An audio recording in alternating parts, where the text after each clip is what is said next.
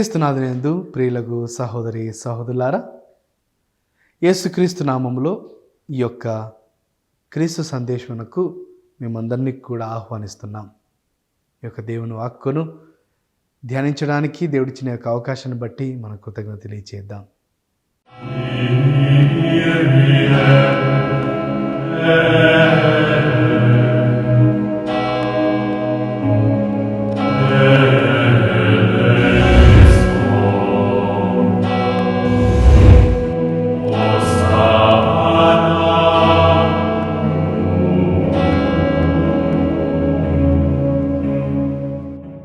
క్రీస్తునాథునందు ప్రియులకు సహోదరి సహోదరులారా, యేసుక్రీస్తు నామంలో మేమందరినీ కూడా ఈ యొక్క క్రీస్తు సందేశమునకు ఆహ్వానిస్తున్నాం. మనమందరం కూడా ప్రారంభించుకునే ముందు ఒక చిన్న ప్రార్థన చేద్దాం. సదా మమ్ము కరుణించి కాపాడుతున్న ప్రభువా, మీ యొక్క నామం చొప్పున మీ యొక్క వాక్యాన్ని ఆలకిస్తూ ధ్యానించబోతున్నటువంటి మమ్మందరినీ కూడా దీవించండి. వాక్యం ఆలకిస్తున్న ప్రతి ఒక్కరిని, వారి కుటుంబ సభ్యులను దీవించండి. మీ యొక్క వాక్కు చేత ప్రేరేపించబడి మీ యొక్క మార్గములో నడిచేటటువంటి మంచి క్రైస్తవ బిడ్డలుగా మమ్మందరినీ తయారు చేయమని, మా యొక్క జీవితం ద్వారా మేము ఇతరులకు ఆదర్శంగా ఉండేటటువంటి గొప్ప అవకాశం ఇవ్వమని ప్రార్థిస్తున్నాం. ఈ యొక్క మనవులన్నింటినీ మా నాథుడైన యేసుక్రీస్తు నామమున అడిగి వేడుకొంచున్నాం తండ్రి, amen. Praise the Lord, praise the Lord, hallelujah, hallelujah. క్రీస్తునాథునందు ప్రియులకు సహోదరి సహోదరులారా, ఈ యొక్క క్రీస్తు సందేశంలో మనం ఈరోజు ధ్యానించుకోబోయేటటువంటి అంశము సమర్పణ జీవితం. లేదా ఇంకొక మాటలు చెప్పాలంటే మన యొక్క జీవితాన్ని దేవునికి సమర్పించుకొని జీవించడం. మనకు అనిపిస్తుండవచ్చు, దేవుడు మనకు ఈ యొక్క జీవితాన్ని కానుకగా ఇచ్చి ఉంటే మళ్ళీ ఈ యొక్క జీవితాన్ని మనం దేవునికి అర్పణగా ఇవ్వాల్సిన పరిస్థితులు ఏమి, లేదా ఈ యొక్క జీవితాన్ని దేవునికి సమర్పిస్తే వచ్చేటటువంటి లాభాలు ఏమి అనేటువంటి ప్రశ్నలతో మనం కొన్ని సందర్భాలు ఆలోచిస్తుంటాం, ధ్యానిస్తుంటాం.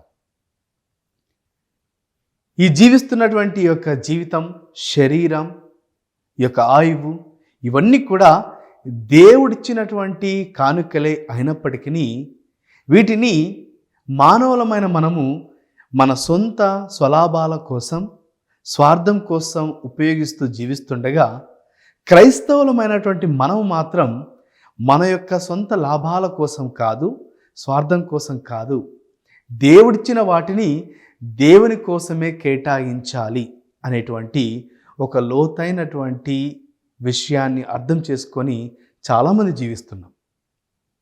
మరి ఇంకా ఎంతోమంది అలా జీవించాలని తపన పడుతున్నారు.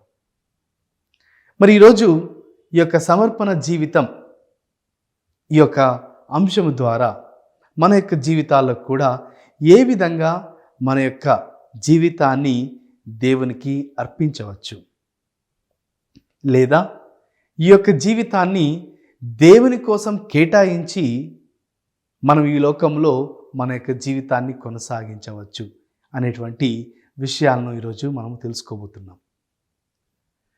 కానీ సమర్పణ జీవితం అనేటువంటి విషయానికి వచ్చేసరికి సర్వసాధారణంగా క్రైస్తవులమైన మనం అందరం కూడా మాట్లాడేటువంటి భాషలు ఏమిటంటే కేవలం గురువులు, లేదా కన్యాస్త్రీలు, లేదా మేత్రానులు దేవునికి వారి యొక్క శరీరాలను, వారి యొక్క జీవితాలను అర్పించి జీవిస్తున్నారు అనేటువంటి మాటలతో మనం మాట్లాడుతుంటాం.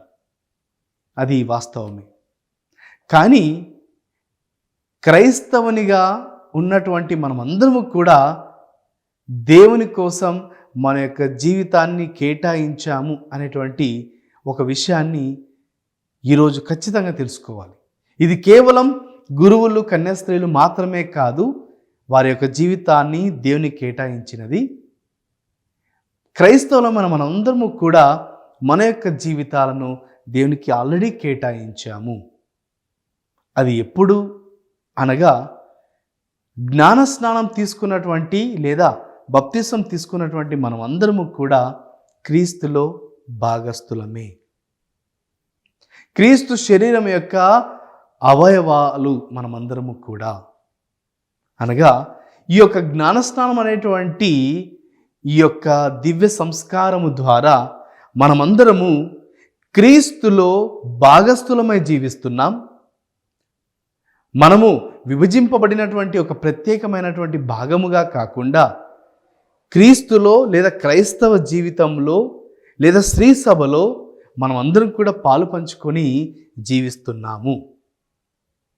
అనగా మన యొక్క జీవితాలను దేవునికి మనకు తెలియకుండానే మనం కేటాయించాము.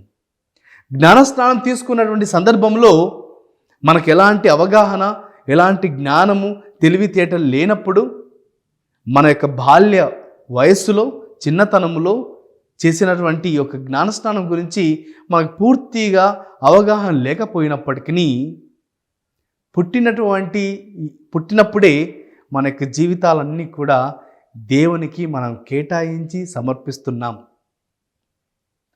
ఉదాహరణకు బైబిల్ నుంచి మనం తెలుసుకోవాలంటే లూకా సువార్త 2వ అధ్యాయంలో ఏ విధంగా బాలయేసును మరియ తల్లి మరియు జోజప్పలు దేవాలయంలో కానుకగా సమర్పిస్తూ ఉండడం మనం చూస్తున్నాం. అలాంటి సమర్పణ ఈరోజు మన మధ్య కనిపించకపోయినప్పటికీ మనమందరము కూడా జ్ఞానస్నానం ద్వారా క్రీస్తుకు మన జీవితాలను కేటాయిస్తున్నాం. లేదా మన యొక్క శరీర భాగాలను దేవుని కోసం జీవించడానికి ఆ చిన్నతనంలోనే మానసికంగా లేదా శారీరకంగా లేదా ఆధ్యాత్మికంగా సిద్ధపాటును కలిగి ఉంటున్నాం. మరి ఈ పరిస్థితుల్లో ప్రియ సహోదరి సహోదరులారా, ఈ ప్రస్తుత ప్రపంచం స్వార్థముతో కూడినటువంటి ప్రపంచముగా మనం చూస్తూ ఉన్నాం. ఇది కొత్త విషయం అయితే కాదు. మరి ఇలాంటి స్వార్థంతో కూడినటువంటి ప్రజలు మన మధ్య ఉండగా మనము మన యొక్క జీవితాన్ని దేవునికి స్వార్థంతో కాకుండా నిస్వార్థముగా దేవునికి మనము అర్పించగలమా? లేదా మన యొక్క జీవితాలను దేవునికి కేటాయించి ముందుకు వెళ్ళగలమా అనేటువంటి విషయాలను ధ్యానించుకోబోతున్నాం. మరి ఈ యొక్క ఉపోద్ఘాతం తర్వాత మనం ఈ యొక్క అంశమును చాలా చక్కగా తెలుసుకున్న తర్వాత ప్రియ సహోదరి సహోదరులారా, మొట్టమొదటిగా పునీత పౌలు గారు రోమీలకు రాసిన లేఖ 12వ అధ్యాయము 1-2 వచనాలు మనం చదువుకుందాం. ఆ యొక్క వాక్యంలో ఉన్నటువంటి విషయాలను మనం ధ్యానిద్దాం. కాబట్టి సోదరులారా, పరిశుద్ధము దేవునికి ప్రీతికరము అయిన సజీవ యాగముగా మీ శరీరములను ఆయనకు సమర్పించుకొనుడని దేవుని కనికరమును బట్టి మిమ్ము ప్రతిమాలు కొనుచున్నాను. మీరు ఈ లోక ప్రమాణములను అనుసరింపకుడు, దేవుని మీలో మానసికమైన మార్పు ద్వారా నూతనత్వమును కలుగజేయనిండు.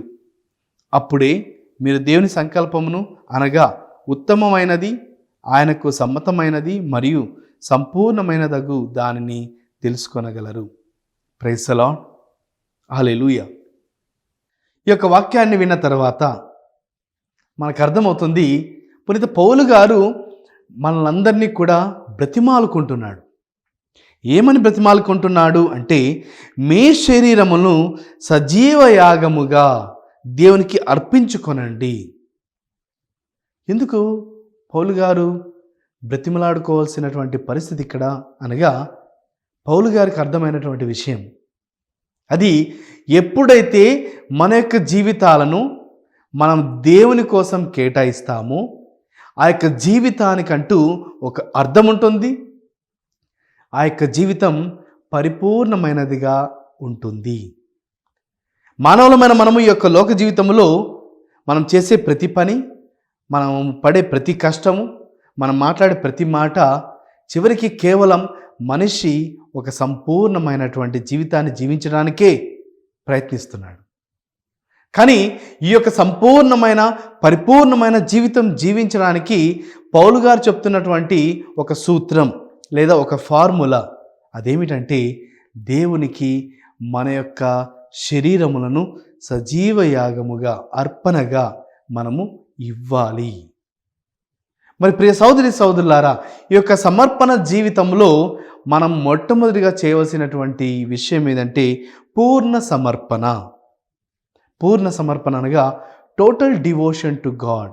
దేవునికి పరిపూర్ణంగా మనం అర్పించుకోవడం, లేదా దేవుని మీద పరిపూర్ణంగా మనం ఆధారపడి జీవించడం. అందుకనే పునీత పౌలు గారు రోమీయులకు రాసిన లేఖ 12వ అధ్యాయం 2వ వచనంలో మనం చదువుకున్నటువంటి విధముగా మానసికమైన మార్పు ద్వారా మనలో నూతనత్వమును, లేదా ఉత్తమమైనది, సమ్మతమైనది, లేదా సంపూర్ణమైనది అని మనం తెలుసుకోగలుగుతాం. ప్రియ సహోదరి సహోదరులారా, ఈ యొక్క వాక్యం ద్వారా మనం ఎప్పుడైతే మనము పూర్ణ సమర్పణ, లేదా మన యొక్క జీవితాన్ని కేవలం దేవుని కోసం పూర్తిగా మనము అర్పించగలుగుతామో అప్పుడు మనము దేవుని యొక్క సంకల్పమును నెరవేర్చేటటువంటి వ్యక్తులుగా ఉంటాం. ఒక మాటలో మనకు అర్థమయ్యే మాటలు చెప్పుకోవాలంటే, మనల్ని వెనుకంజ వేసుకొని క్రీస్తును మన ముందు ఉంచుకోవాలి.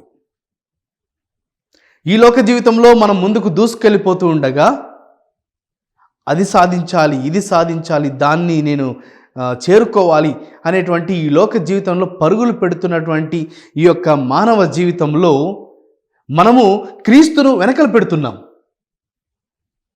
క్రీస్తును మనం వెనకబెట్టి మనము మన యొక్క దృష్టి అంతా కూడా ఒక రోడ్డు మీద పరిగెత్తేటటువంటి గుర్రానికి ఏ విధంగా అయితే కళ్ళం పెట్టి పరిగెత్తిస్తుంటారో అదేవిధంగా మనము కూడా లోకములో ఎన్నో సాధించాలి, ఏదో సంపాదించాలి, ఏదో చేయాలి అనేటువంటి పరుగులు పెడుతూ మనం ముందుకు దూసుకెళ్ళిపోతున్నాం. తప్పు లేదు.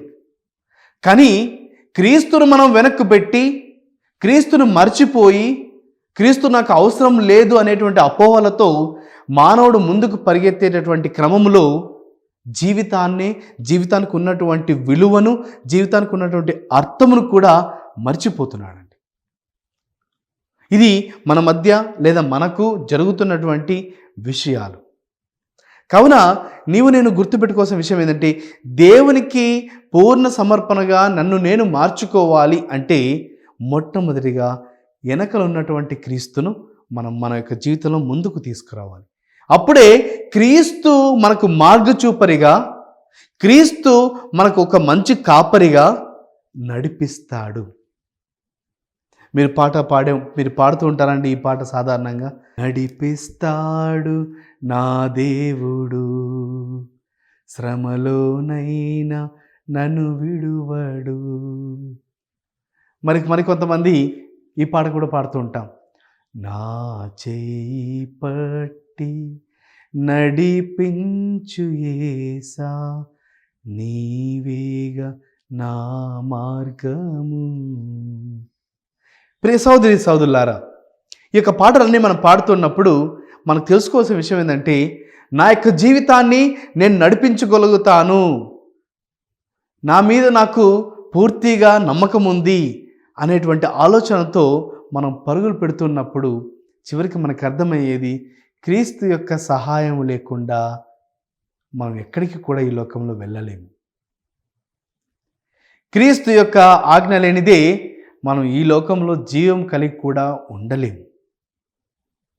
కావున మన యొక్క ఈ లోక జీవిత యాత్రలో మనం ఎన్ని సాధించాలనే తపనతో మనం ముందుకు వెళ్తున్నా క్రీస్తును మనము వెనుకంజ వేసి, లేదా క్రీస్తును మనం వెనక్కి పెట్టి ముందుకు పరిగెత్తడం అనేది ఇది ఒక అజ్ఞానం అని చెప్పుకోవాలి.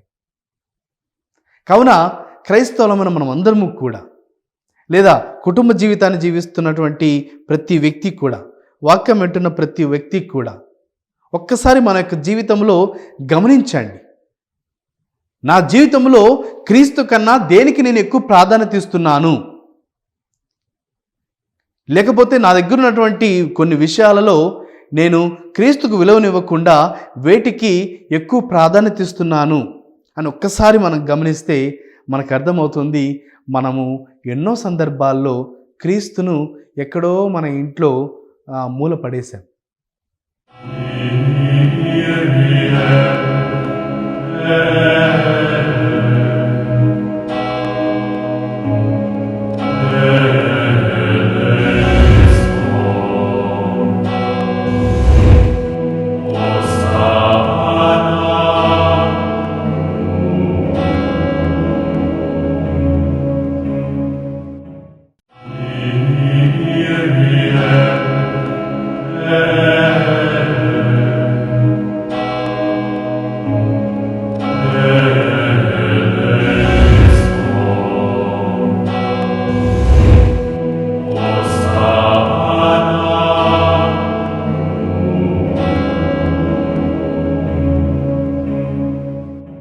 మీరు అనవచ్చు, ఫాదర్ గారండి మేము ప్రార్థన చేస్తున్నామండి, చర్చికి వెళ్తున్నామండి, సప్రసాదం తీసుకుంటున్నామండి, ప్రార్థన చేస్తున్నాం, లేదా బైబిల్ చదువుతున్నాం, మా పిల్లలకు మంచి నేర్పిస్తున్నాం, మా పిల్లల కోసం కష్టపడుతున్నాం, మా పిల్లలకు ఉన్నత విద్యల కోసం మేము ఎన్నో ప్రయత్నాలు చేస్తున్నాం. ఎస్, అన్నీ చేయాలి. నేను ఎన్నో సందర్భాల్లో ఇదే క్రీస్తు సందేశంలో నేను చెప్తున్నప్పుడల్లా తల్లిదండ్రులకు చెప్పేటటువంటి ఒక నేను బ్రతిమాలుకంటూ చెప్పే విషయం ఏంటంటే, మీ పిల్లలకు మీరు ఏది ఇవ్వాలనుకున్నారో అన్నీ ఇవ్వండి. కారు ఇవ్వాలనుకున్నారా ఇవ్వండి, స్కూటీ ఇవ్వాలనుకున్నారా ఇవ్వండి, లేకపోతే ఆస్తులు ఇవ్వాలనుకున్నారా ఇవ్వండి, వాటి కోసం కష్టపడండి. కానీ క్రీస్తును మీ పిల్లలకు మీరు ఇవ్వకపోతే మీరు ఇచ్చినటువంటి ప్రతి వస్తువు కూడా జీరో సమానం, లేదా విలువ లేనటువంటి ఒక వస్తువుగానే అది మిగిలిపోతుంది. ప్రియ సహోదరి సహోదరులారా, ఈ రోజుల్లో మనం ఎన్నో వాటికి విలువ కడుతున్నామండి.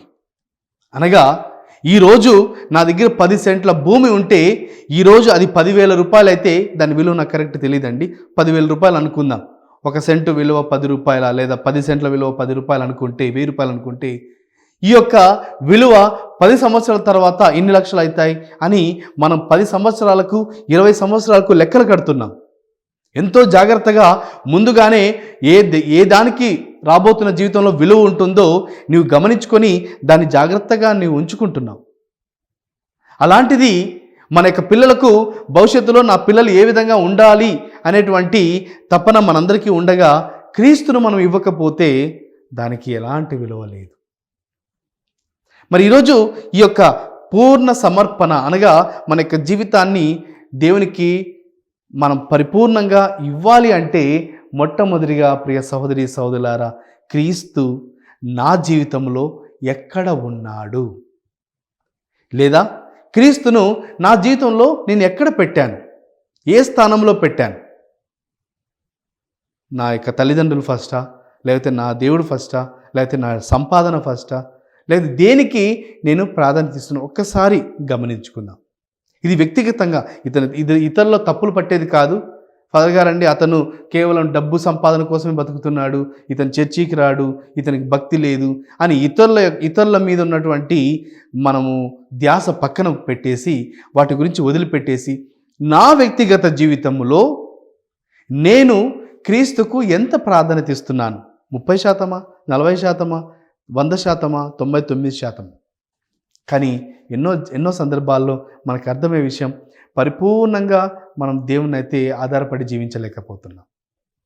కానీ మన యొక్క ప్రయత్నం, దేవుడే మనకు ఈ జీవితాన్ని ఇచ్చాడు కావున మనం మన యొక్క జీవితాన్ని సంపూర్ణంగా అర్పించాలి అంటే క్రీస్తును మనం ముందుకు పెట్టాలి. అందుకని ప్రియ సహోదరి సహోదరులారా, ఈ యొక్క వాక్యం మనం అర్థం చేసుకోవడానికి మీ అందరికీ కూడా ఒక చిన్న ఉదాహరణ కూడా చెప్పాలనుకుంటున్నాను. వాక్యములో యేసుక్రీస్తు ప్రభుల వారు ఎప్పుడైతే నేను 3వ రోజున, అనగా నేను ప్రధాన అర్చకులకు పెద్దలకు బందీగా నేను ఉండి వారి చేత చంపబడి 3వ రోజున తిరిగి లేస్తాను అనేటువంటి విషయాన్ని శిష్యులకు ప్రభువు చెప్పి ఉండగా పేతురు అన్న మాటలు మనం గుర్తు చేసుకోవాలి. ప్రభువా, అలాంటి అవకాశం నీకు ఇవ్వను, నేను నీకు సెక్యూరిటీ గార్డ్ లాగా ముందుంటాను, నేను నిన్ను రక్షిస్తాను అని అన్నప్పుడు ప్రభువు చెప్పిన మాటలు, సాతాను వెనుకకు వెళ్ళు. మత్తయి సువార్త 16వ అధ్యాయము 23వ వచనాన్ని ఒకసారి మనం చదువుకుందాం. అందుకు యేసు పేతురుతో, ఓ సైతాను, నా వెనుకకు పొమ్ము, నీవు నా మార్గమునకు ఆటంకముగా ఉన్నావు, నీ భావములు మనుషులకు సంబంధించినవే కానీ దేవునికి సంబంధించినవి కావు అనెను. ప్రియ సహోదరి సహోదరులారా, పేతురు యేసుక్రీస్తుకు ఎంతో సన్నిహితుడిగా, ఒక మంచి శిష్యుడిగా, ముందుగా ఉన్నటువంటి ఒక శిష్యుడిగా ఉన్నప్పటికీ ఎప్పుడైతే ఒక పేతురు ఒక మానవుడిగా ఆలోచించి దేవుని యొక్క ప్రణాళికలకు ఆటంకముగా ఉంటున్నాడో అప్పుడు ప్రభువే స్వయంగా తెలియజేస్తున్న, పేతురు నువ్వు వెనుకకు వెళ్ళు. ప్రియ సహోదరి సహోదరులారా, మానవులకు ముఖ్యమైనది ఈ లోక ప్రణాళికలు కాదు, దేవుని యొక్క ప్రణాళికలు. అవి ఏమని అంటే, మనం క్రీస్తు ఎప్పుడైతే మన ముందు ఉంచుతామో ఆ యొక్క ప్రభువే మనల్ని సన్మార్గంలో నడిపిస్తాడు, ముందు నడిపిస్తాడు. ఎప్పుడైతే మనం క్రీస్తును వెనకకు పెట్టి మనం ముందుకు వెళ్ళి నా జీవితం ఏ విధంగా జీవించాలో నాకు తెలియదా, ఏ విధంగా నేను ముందుకు వెళ్ళాలో నాకు తెలియదా అనేటువంటి భావాలతో మనకు వెళ్ళినప్పుడు ప్రభువు కూడా ఖచ్చితంగా మనల్ని ఇదే వాక్యం ద్వారా మందలించి గుణపాఠాలు నేర్పిస్తారండి. అదేమిటంటే, పేతురు వెనుకకు వెళ్ళు. అందుకే మనమందరం కూడా మానవులుగా ఈ లోకంలో జీవిస్తుండగా మనం కష్టపడాలి, మనం పని చేయాలి, మనకు ప్రణాళికలు ఉండాలి, మనకు భవిష్యత్తు కూర్చున్నటువంటి ఆలోచన అన్నీ ఉండాలి.